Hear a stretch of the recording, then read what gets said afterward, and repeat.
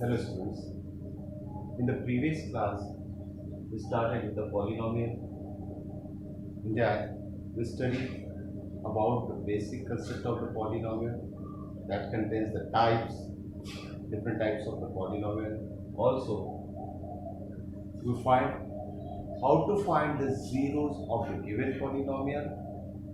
Now in the continuation means we are going with the same topic, that is how to find the zeros of a given polynomial. Now in this topic we are going to find the number of zeros when line or curve is given and it is represented graphically.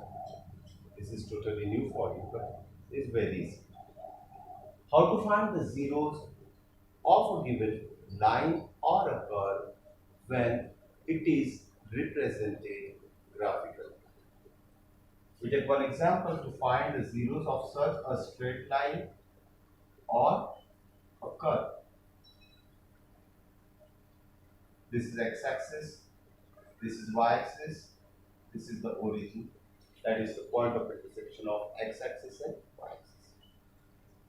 If you take one example, or if you plot a line, straight line, which intersect both x-axis and y-axis, and whatever the equation of line, it is not mentioned over here. It is one mark question. The question is, find the zeros of a line represented graphically. What is the question? We have to find the number of zeros of a given line, okay, whose graphical representation is given over here. First of all, to find the number of zeros of such a line whose equation is not mentioned, we have to think about this x-axis. Okay, we have to think about this x-axis. We check the point of intersection. We check the point of intersection of a given line with x-axis. This given line intersects x-axis at only one point. Okay, this given line intersects x-axis in only one point. Therefore, the number of zeros of above line is 1. Only 1 zero. Why it is 1? Because line intersects x-axis in one point. That's why number of zeros is taken as 1. One more example to find the number of zeros. If we plot a graph like this, x-axis, y-axis, origin, okay. If we take one curve, like this is a curve. Whatever be the equation of curve, okay, we have to find the number of zeros for this curve. Again, we check the point of intersection of given curve with x-axis. We count that. First, this is the first point of intersection. This is the second point of intersection. This is the third point of intersection. So the answer right here, number of zeros is equal to 3, because this given curve intersects x-axis in 3 distinct points. So we have to think about only x-axis where either given line or curve intersect. In some cases, some curve touch x-axis or some line do not intersect x-axis, then how we can find the zeros in such a situation? So we take one more example. This is x-axis, y-axis, and this is the equation of line. Okay, this is a given equation of line. it is observed that from figure, this line is parallel to x-axis. Means this given line do not intersect x-axis at all. Means there is no point of intersection between this given line and x-axis. So in such a case, we write here number of zeros is equal to 0. 0 means none. No zeros are possible. Okay? No zero is possible in such a situation if any line do not intersect given x-axis. One more case. Suppose instead of this, we take one curve. This is x-axis and this is y-axis, point of intersection. We take one curve like this. This is a curve. It is observed from the figure that this curve only touches x-axis. That means this is a point of contact of x-axis as well as given curve.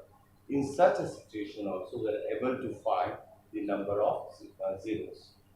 This curve intersect, not said to be intersect, touch x-axis at one point. So in such a case, we can say that number of zero is equal to 1. So there is a condition, either given line or given curve intersect at x-axis. So what will be the number of point of intersection? That number of point of intersection is nothing but the number of zeros, or do not intersect, then there is no zero possible, and if it touches the x-axis, then that point of contact we consider as 1 0 of given curve. In such a way, this may be asked for 1 or 2 marks question. In such a way that we are able to find the zeros of a given straight line or a curve graphically. Now next one.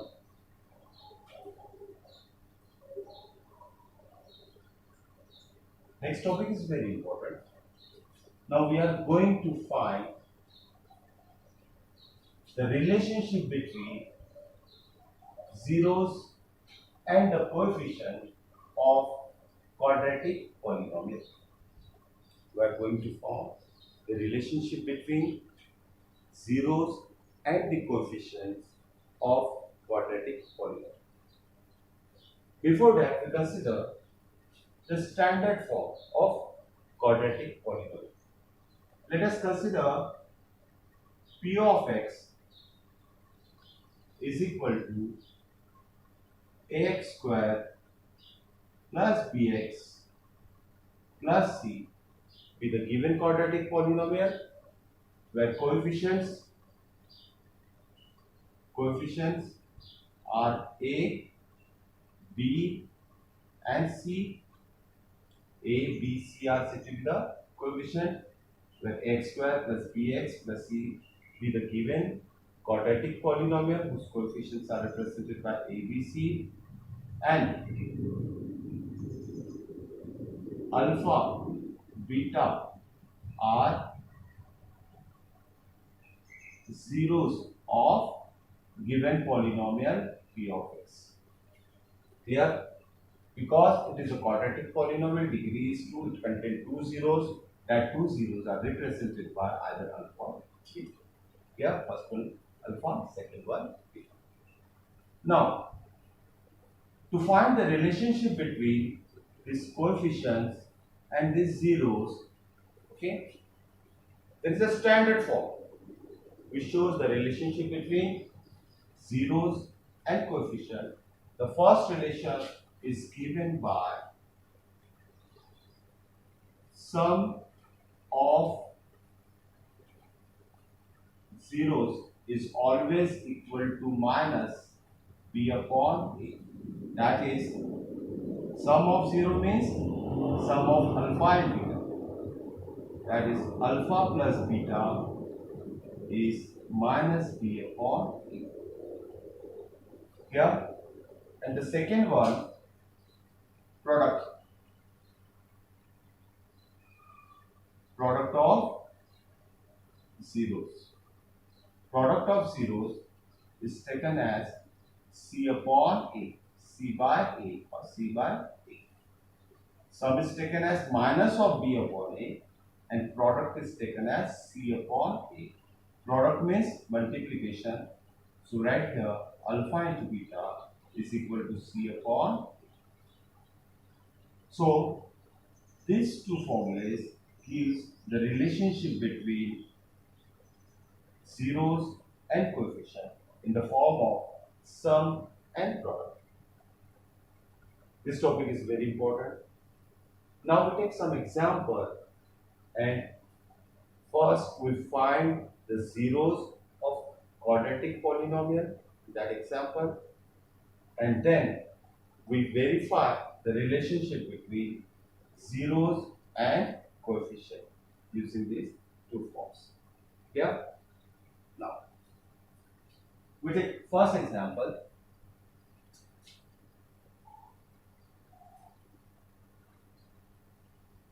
Example number 1.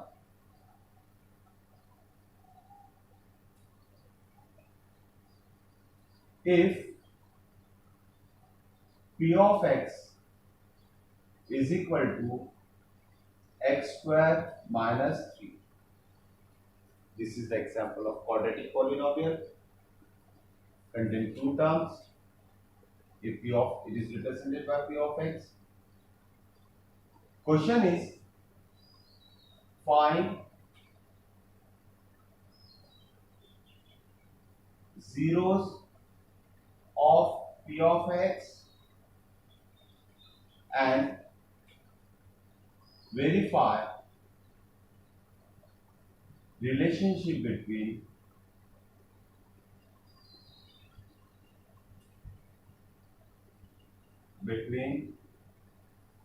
zeros and coefficient. Zeros and coefficient. Clear? This is very clear. Given polynomial, first we have to find the number of zeros, this value of alpha and beta from this quadratic polynomial, and then we have to verify the relationship between zeros and coefficient. Solution to this. Solution to this. As first write the given polynomial as P of x is equal to x square minus, to find the zero we take the value of P of x as 0. Take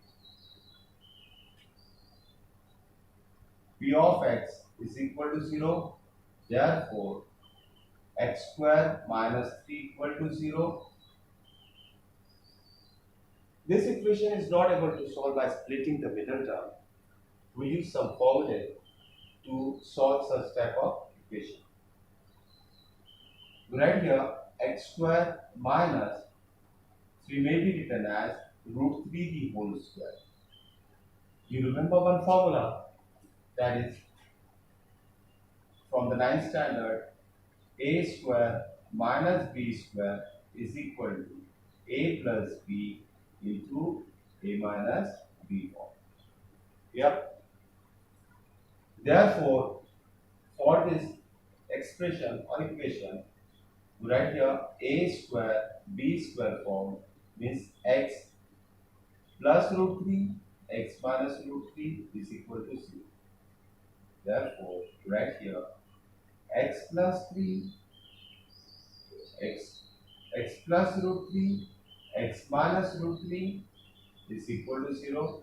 So from this multiplication of two brackets we get two values of x. From first we take x plus root 3 is equal to 0, and from the second bracket x minus root 3 is equal to 0.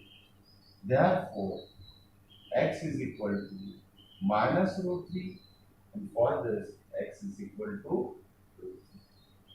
So these are the two zeros of a given polynomial. We express two zeros using alpha and beta.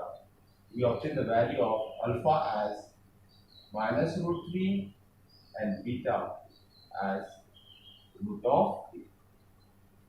In such a way, first we find the value of 0. Now, this is a given quadratic polynomial. For this given quadratic polynomial, what are the coefficients? The middle term is absent. Middle term is absent. Now, the standard form of this polynomial is given by standard quadratic polynomial is given by, suppose p of x is equal to ax square plus bx plus, if we compare this polynomial with this given polynomial, ax square, we have 1x square, we consider 1, which is the coefficient of x square, compare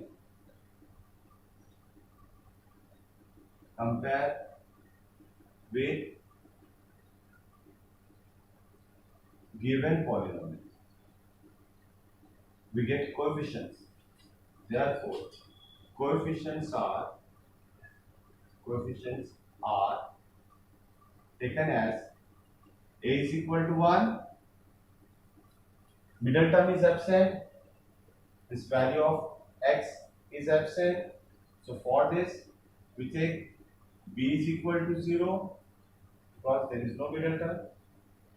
And the last one, constant c, we consider the value of c is equal to, along with sign, minus, that is minus. Now, we get coefficients as well as zeros. Okay? In the next topic, in the next step, we verify the relationship between coefficients and zeros of the given polynomial. Now, verification. Okay? We have to verify the relationship between coefficients and zeros.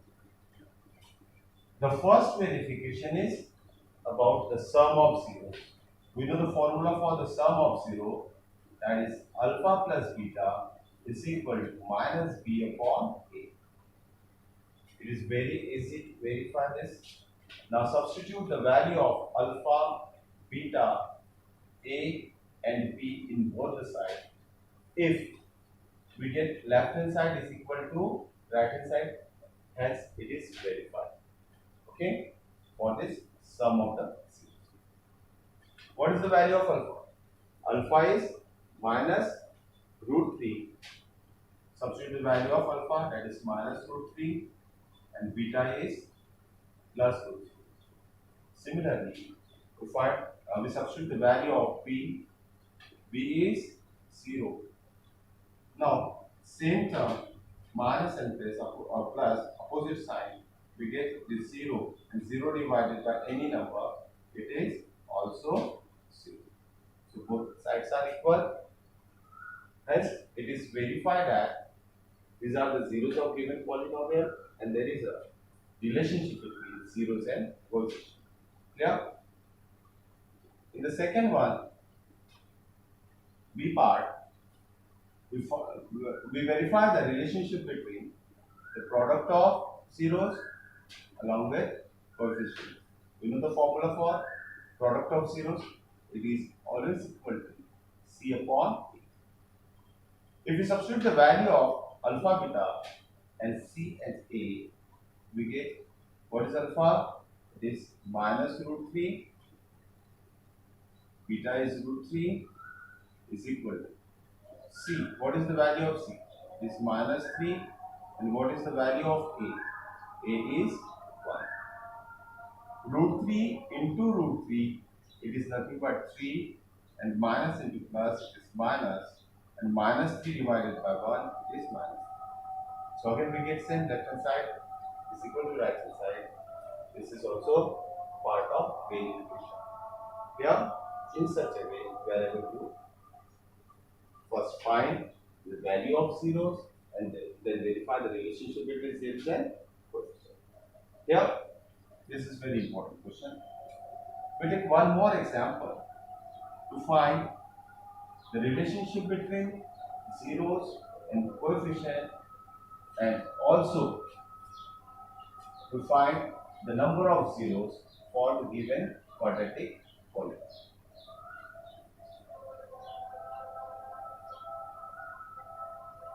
Now, for example, if p of x is equal to 4x square minus 4x plus 1. Question is, a given quadratic polynomial is represented by p of x. Now the question is, find zeros of p of x and verify relationship between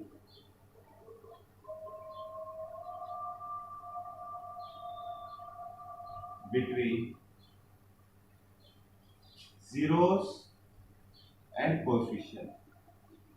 Yeah. Solution to this. This is the question number 2. Same type of question. Given quadratic polynomial is represented by p of x. For this given quadratic polynomial, we have to find the number of zeros of p of x. And in the second part, we have to find the relationship between zeros and coefficient. First, we write the given polynomial as given polynomial is represented by 4x square minus 4x plus 1. Okay. Think about the coefficients of this p of x. Coefficients a, b, and c. Here, we find this coefficient later on. The first one target is to find the zeros of p of x. Then in the part of the verification, we deal with coefficient. Now, to find the zeros, first we take value of p of x equal to 0. Therefore, we get one equation, that is 4x square minus 4x plus 1 equal to 0. Yeah. Now this quadratic equation, think about this one. It is nothing but a minus b form. A minus b form.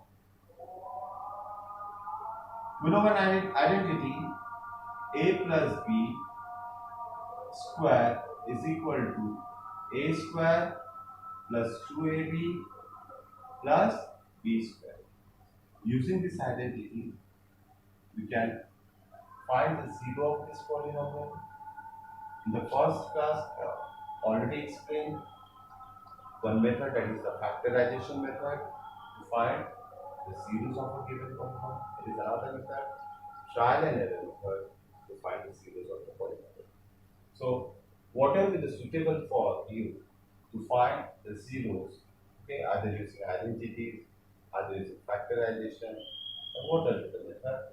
First, your target is to find the number of zeros, values of zeros of given polynomial.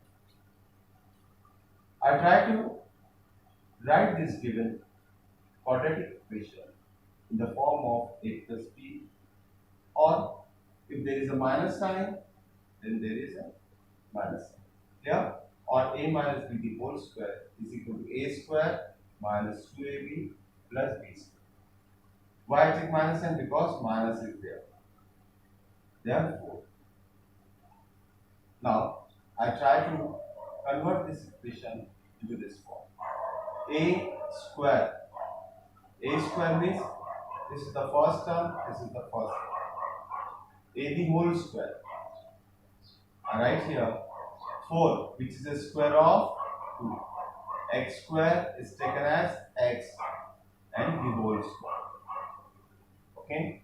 I write in bracket 2x the whole square, 2x the whole square, 2 square is 4, x square is x square. Then this minus sign, okay? Leave this middle term as it is and think about this last term. Square of 1 is 1. Here, I try to obtain this a and b term. I get this a term, I get this b term, and using this a and b term, is a term is obtained from this first square term, that is a square, and this b term is obtained from this b square, that is 1 square is 1.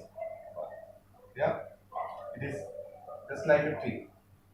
And once you obtain a and b term, we directly apply this middle part, that is 2 into a means 2x and b means 1. Check. When we solve this, we get original term. This is nothing but 4x square. Now minus 2 2s are 4 into x. We obtain the same term, that is minus of 4x, and plus 1 means plus 1 square. So this is converted into standard